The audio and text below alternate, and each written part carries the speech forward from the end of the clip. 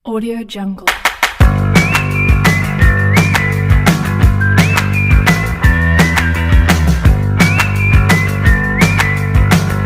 Audio Jungle.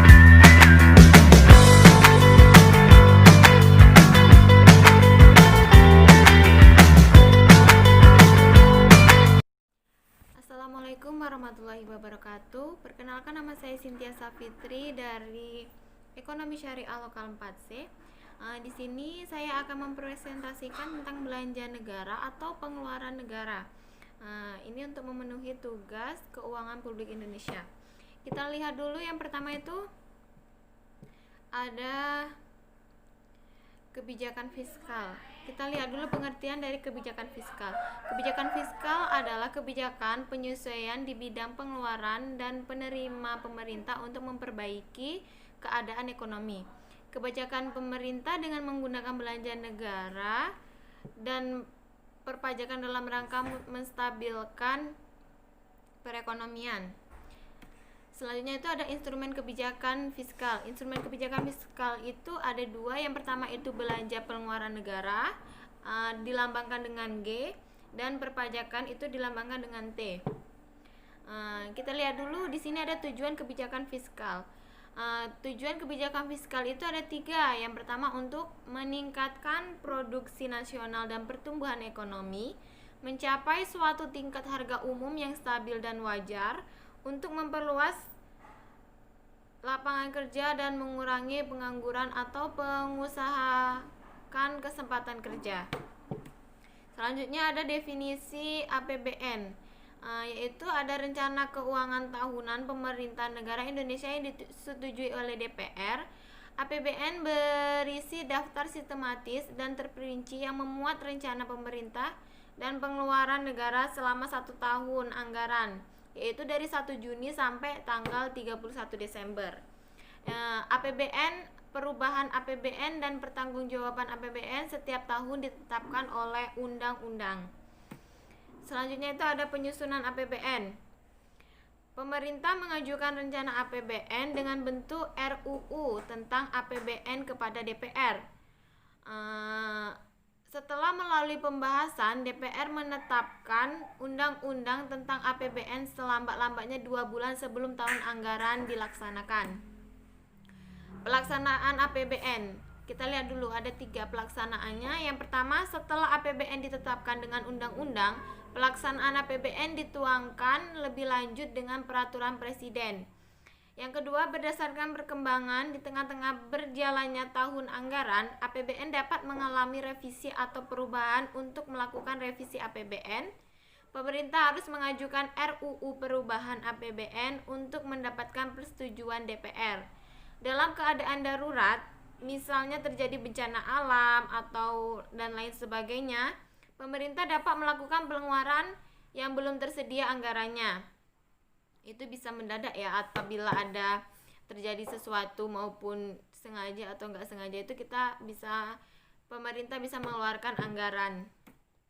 Yaitu pertanggungjawaban pelaksanaan APBN. Selambatnya 6 bulan setelah tahun anggaran berakhir, Presiden menyampaikan RUU tentang pertanggungjawaban pelaksanaan APBN kepada DPR berupa laporan keuangan yang telah diperiksa oleh BPK. Struktur APBN, yang pertama itu pendapatan negara dan hibah. Pemerintah dalam negeri terdiri atas, yang pertama, penerimaan pajak, terdiri atas pajak dalam negeri dan pajak perdagangan internasional. Pajak dalam negeri terdiri atas pajak penghasilan atau PPH, pajak pertambahan nilai atau PPN, pajak bumi dan bangunan atau PBB, bea perolehan hak atas tanah dan bangunan atau BPHTB, cukai dan pajak lainnya. Pajak perdagangan internasional terdiri atas bea masuk dan tarif ekspor. Penerimaan negara bukan pajak atau PNBP terdiri atas, yang pertama, penerimaan SDA atau migas dan non-migas. Yang kedua, bagian laba BUMN, dan yang ketiga ada PNBP lainnya.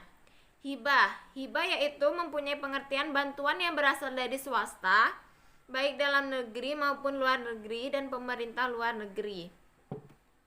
Selanjutnya itu ada struktur APBN yang nomor 2, yaitu belanja negara. Belanja terdiri atas 2 jenis. Yang pertama belanja pemerintah pusat. Belanja pemerintah pusat adalah belanja yang digunakan untuk membiayai kegiatan pembangunan pemerintah pusat, baik yang dilaksanakan di pusat maupun di daerah, atau dekonsentrasi dan tugas pembantuan. Belanja pemerintah pusat dapat dikelompokkan menjadi, yang pertama itu ada belanja pegawai, yang kedua belanja barang, yang ketiga ada belanja modal, yang keempat belanja bunga utang, yang selanjutnya subsidi BBM dan subsidi non BBM, yang selanjutnya belanja hibah, belanja sosial atau termasuk penanggulangan bencana, dan belanja lain-lainnya. Belanja daerah yaitu belanja yang dibagi-bagi ke pemerintah daerah untuk kemudian masuk dalam pendapatan APBD daerah yang bersangkutan. Belanja daerah meliputi dana bagi hasil. Dana bagi hasil itu ada 4. Dana alokasi umum, dana alokasi khusus, dan dana otonomi khusus. Selanjutnya itu ada pembiayaan APBN. Pembiayaan APBN itu meliputi, yang pertama itu ada pembiayaan dalam negeri. Pembiayaan dalam negeri meliputi pembiayaan perbankan, privatisasi, surat utang negara, serta penyertaan modal negara. Pembiayaan luar negeri meliputi, yang pertama itu penarikan pinjaman luar negeri terdiri atas pinjaman program dan pinjaman proyek. Yang kedua, pembayaran cicilan pokok utang luar negeri terdiri atas jatuh tempo dan moratorium. Selanjutnya ada dana alokasi umum. Dana alokasi umum atau DAU adalah dana yang dialokasikan oleh pemerintah pusat kepada pemerintah daerah dengan tujuan pemerataan atau mengurangi ketimpangan kemampuan keuangan antar daerah. Selanjutnya itu DAU suatu daerah ditentukan atas dasar besar kecilnya celah fiskal suatu daerah atau fiscal gap, yang merupakan selisih antara kebutuhan daerah dan potensi daerah. Dana alokasi khusus atau disingkat DAK, yaitu alokasi dari anggaran pendapatan dan belanja negara kepada provinsi atau kabupaten atau kota tertentu dengan tujuan untuk mendanai kegiatan khusus yang merupakan urusan pemerintah daerah dan sesuai dengan prioritas nasional. Selanjutnya kebutuhan khusus. Kebutuhan khusus itu untuk membiayai sarana dan prasarana pelayanan dasar masyarakat, mendorong percepatan pembangunan daerah. DAK termasuk dana perimbangan di samping dana alokasi umum.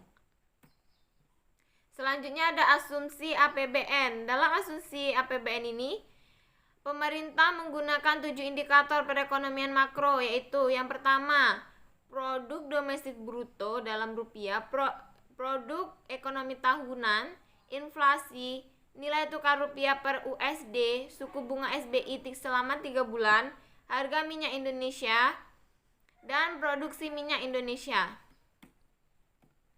Selanjutnya ada fungsi APBN. Terdapat 3 fungsi. Yang pertama itu ada fungsi alokasi, berarti bahwa anggaran negara harus diarahkan untuk mengurangi pengangguran dan pemborosan sumber daya serta meningkatkan efisiensi dan efektivitas perekonomian. Yang kedua ada fungsi distribusi, berarti bahwa kebijakan anggaran negara harus memperhatikan rasa keadilan dan kepatuhan. Yang ketiga itu ada fungsi stabilisasi. Fungsi di sini memiliki makna bahwa anggaran pemerintah menjadi alat untuk memelihara dan mengupayakan keseimbangan fundamental perekonomian. Selanjutnya ada prinsip penyusunan APBN. Berdasarkan aspek pendapatan, prinsip penyusunan APBN ada 3, yaitu intensifikasi penerimaan anggaran dalam jumlah dan kecepatan penyetoran. Yang kedua ada intensifikasi penagihan dan pemungutan piutang negara. Yang ketiga ada penuntutan ganti rugi atau kerugian yang diderita oleh negara dan penuntutan denda.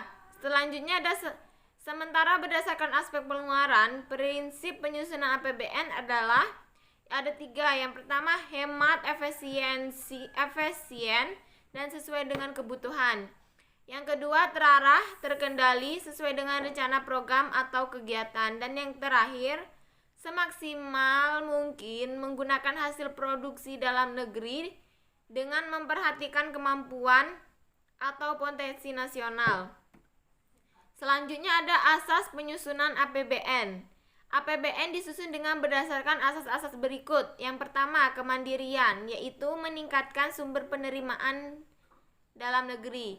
Yang kedua, untuk menghemat atau meningkatkan efisiensi dan produktivitas. Yang ketiga, yaitu untuk penanganan prioritas pembangunan. Dan yang terakhir, untuk menitik beratkan pada asas-asas dan undang-undang negara. Selanjutnya ada 4 sasaran utama kebijakan fiskal. Yang pertama yaitu menciptakan stimulus fiskal.